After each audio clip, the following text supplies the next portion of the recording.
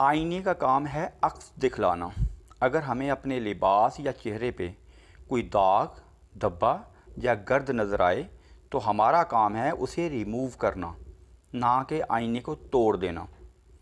Dear audience, السلام علیکم۔ اچھے لیڈر کی پہچان، یہ ہے ہماری آج کی گفتگو کا موضوع۔ توجہ چاہوں گا۔ اچھے لیڈر کی پہچان، وہ باتیں نہیں کام کرتا ہے اور اس کا کام بولتا ہے، جیسے کہ قائد اعظم محمد علی جناح، نیلسن منڈیلا، کمال آتات ترک، مہاتیر محمد، اور تاریخ میں تھوڑا پیچھے جائیں تو بے شمار نام ہیں، مگر حضرت محمد مصطفیٰ صلی اللہ علیہ وآلہ وسلم، حضرت عمر خطاب رضی اللہ تعالیٰ عنہ اور حضرت عمر بن عبدالعزیز رضی اللہ تعالیٰ عنہ کے نام اس ضمن میں سر فہرست نظر آتے ہیں۔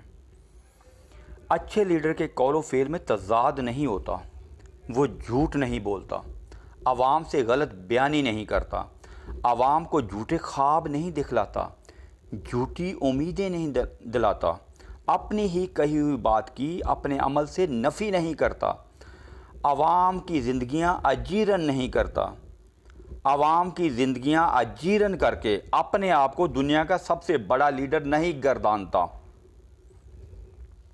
اچھا لیڈر مشکل وقت میں اپنی قوم کو لیڈ کرتا ہے، انہیں رہنمائی فراہم کرتا ہے، اپنی قائدانہ صلاحیتوں کو بروئے کار لا کر محدود وقت میں حسن تدبیر اور اپنی فہم و فراست سے معاشرے سے تمام خرابیوں کا کلا کما کر کے اسے اسلامی اور فلاحی ریاست کا عملی نمونہ بنا دیتا ہے، جیسے کہ حضرت عمر بن عبدالعزیز نے محدود اور مختصر وقت میں کر دکھلایا۔ آپ کا عرصہ اقتدار صرف 2.5 سال پر محیط تھا، لیکن آپ نے معاشرے سے ان تمام برائیوں کا خاتمہ جو یزید کی وجہ سے معاشرے میں پیدا ہو چکی تھیں، ان کا خاتمہ کر کے اسے اسلامی اور فلاحی ریاست کا عملی نمونہ بنا کر رکھ دیا کہ لوگ زکوٰۃ لے کر سڑکوں پہ مارے مارے پھرتے، مگر زکوٰۃ لینے والا کوئی نہ ہوتا۔ آپ کو اقتدار یزید کے بعد ملا تھا اور یزید نے معاشرے کا حلیہ بالکل بگاڑ کر رکھ دیا تھا۔ کوئی ایسی برائی نہ تھی جو اس کے دور میں معاشرے میں نہ پائی جاتی ہو، لیکن حضرت عمر بن عبدالعزیز نے ان تمام برائیوں کا کلا کما کر دیا۔ تاریخ آپ کو خلیفہ پنجم کے نام سے موسوم کرتی ہے، یعنی خلیفہ 5۔ ڈیئر آڈینس، اچھا لیڈر ویژنری ہوتا ہے، وہ آنے والے حالات و واقعات کو بہت پہلے سے بانپ لیتا ہے، جیسے کہ قائد اعظم محمد علی جناح، نیلسن منڈیلا، مصطفیٰ کمال آتات ترک اور چرچل نے کیا۔ قائد اعظم نے ہندوستان میں آنے والے حالات و واقعات کو بہت پہلے سے بانپ لیا تھا۔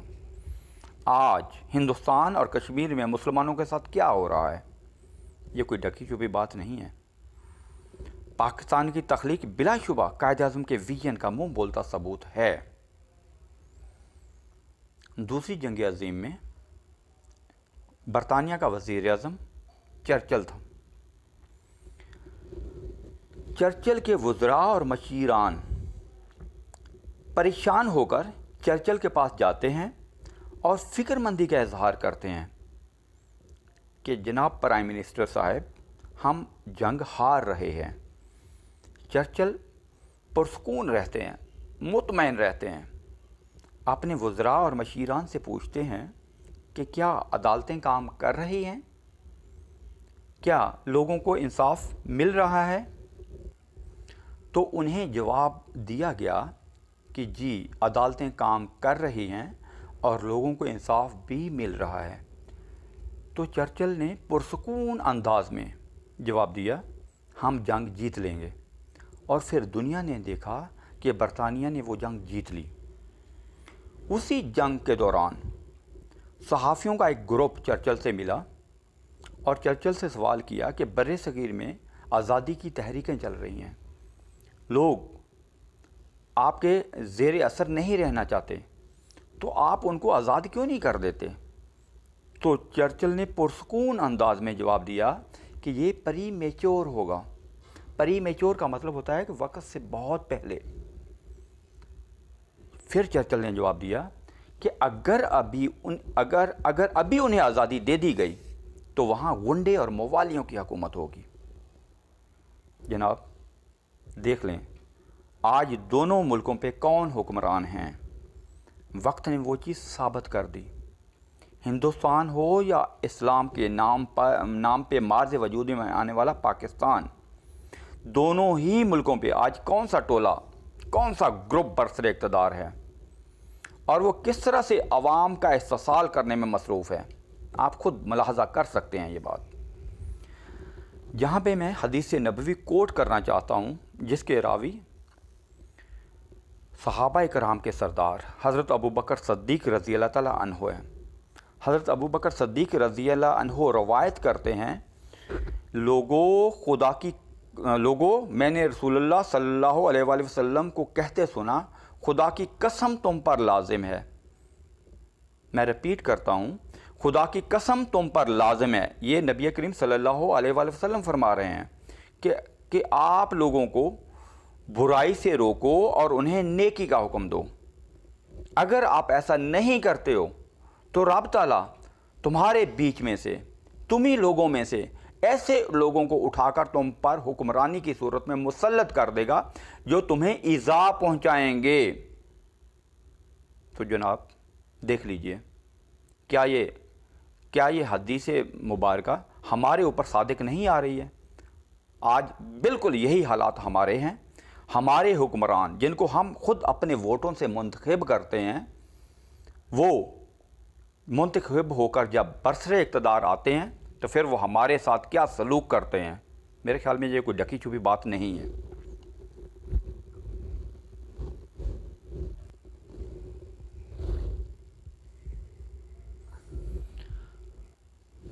اچھا لیڈر خوشامد اور چاپلوسی کو پسند نہیں کرتا ہے اور نہ ایسے لوگوں کو اپنے ارد گرد جمع ہونے دیتا ہے کہ یہ لوگ محض اس کی جھوٹی تعریفوں کے علاوہ نہ خود کچھ کرتے ہیں نہ اسے کسی کام کے قابل چھوڑتے ہیں۔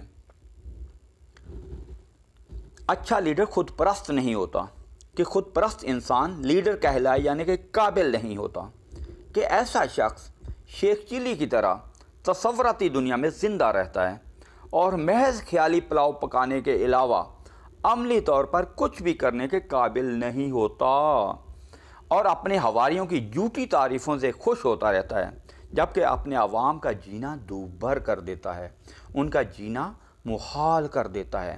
بدقسمتی سے دونوں ملکوں میں صورتحال زیادہ قابل تعریف نہیں ہے۔ جناب اچھا لیڈر نہ اہل اور نکمہ نہیں ہوتا کہ باتیں تو وہ بہت بڑی بڑی کرے، دعوے تو وہ بہت بڑے بڑے کرے، مگر عملی طور پہ بالکل زیرو ہو کہ عوامی بھلائی کے کسی ایک منصوبے کو پایا تکمیل تک نہ پہنچا سکے، پایا تکمیل تک پہنچانے کے قابل نہ ہو۔ جناب اچھا لیڈر کرپٹ نہیں ہوتا، بدعنوان نہیں ہوتا، دولت کا بھوکا نہیں ہوتا، دولت کا پجاری نہیں ہوتا، اس کو اپنے ذاتی کاروبار سے کوئی رغبت، کوئی دلچسپی نہیں ہوتی، وہ اپنے ذاتی کاروبار کی امپائر کھڑی نہیں کرتا، وہ اپنے اقتدار کی آڑ میں ہر پل ہر لمحہ کاروبار کی توسیع میں نہیں لگا ہوتا۔ اچھا لیڈر کبھی سیلفش نہیں ہوتا، کبھی خود غرض نہیں ہوتا، کبھی مفاد پرستی کا شکار نہیں ہوتا، کبھی اپنے ذاتی مفاد کو قومی مفاد پہ ترجیح نہیں دیتا، بلکہ اچھا لیڈر تو ہر پل ہر لمحہ عوامی بھلائی، عوامی فلاحی منصوبوں کو پایا تکمیل تک پہنچانے کی جد و جہد اور سرگرمیوں میں مصروف ہوتا ہے۔ عوام کی خوشحالی، عوام کی بھلائی اچھے لیڈر کا نصب العین ہوتا ہے۔ قوم کی مضبوطی، قوم کی خدمت اس کا اوڑھنا بچھونا ہوتی ہے۔ اچھے لیڈر کا اخلاص اس کے کاموں میں جھلکتا ہے، اس کا کام اس کی پہچان بن جاتا ہے۔ کسی بھی لیڈر کا کام ہی اس کے معیار، اس کے اچھا یا برا ہونے کی دلیل بنتا ہے۔ فی زمانہ اگر نظر دوڑائی جائے تو ترکی کے موجودہ صدر طیب اردوان، نیوزی لینڈ کی موجودہ وزیر اعظم یسینڈا آرڈرن اور کینیڈا کے موجودہ وزیر اعظم جسٹن ٹروڈو دنیا میں نمایاں نظر آتے ہیں۔ کیا شخصیات ہیں یہ تینوں، کیا خوبصورت خیالات کے حامل، انسانیت کا درد رکھنے والے ہیں یہ تینوں۔ آپ ان کا طرز حکومت دیکھیں، ان کا احساس ذمہ داری دیکھیں، انسان اور انسانیت کے لیے ان کا درد دیکھیں۔ ان کی یہی خوبیاں انہیں اپنے ہم عصروں سے ممتاز کرتی ہیں۔ لیڈر کیا ہوتا ہے، اس کی ہلکی سی جھلک ماضی قریب سے میں آپ کو دکھلاتا ہوں۔ تقریباً چند سال پہلے ترکی کی مسلح افواج نے اردوان کی حکومت پہ شب خون مارا، یعنی آدھی رات کو صدارتی محل پر بم گرائے جاتے ہیں، ٹی وی اور ریڈیو اسٹیشنز پر قبضہ کر لیا جاتا ہے اور پورے ملک کا کنٹرول فوج سنبھال لیتی ہے۔ ترکی کی سڑکوں پہ فوج ٹینکوں کے ساتھ گشت کرنے لگتی ہے۔ بظاہر نظر یہ آ رہا ہوتا ہے جیسے فوج نے اردوان کی حکومت کا تختہ الٹ کر اقتدار پر قبضہ کر لیا ہے۔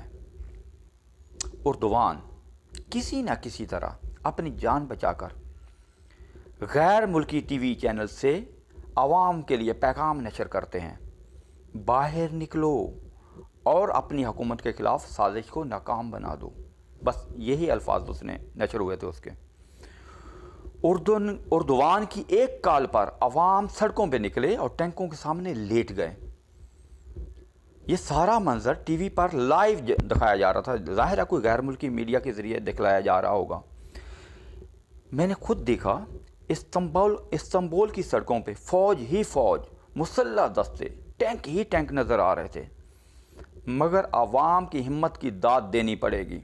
نہتے عوام نے ٹینکوں کے سامنے لیٹ کر اپنی جان کی پرواہ نہ کرتے ہوئے اس سازش کو ناکام بنا دیا، اور وہی نہتے عوام، وہی عام لوگ ٹینکوں کے اوپر چڑھ کر فوجیوں کو ٹینکوں سے نکال کر اریسٹ کر رہے تھے۔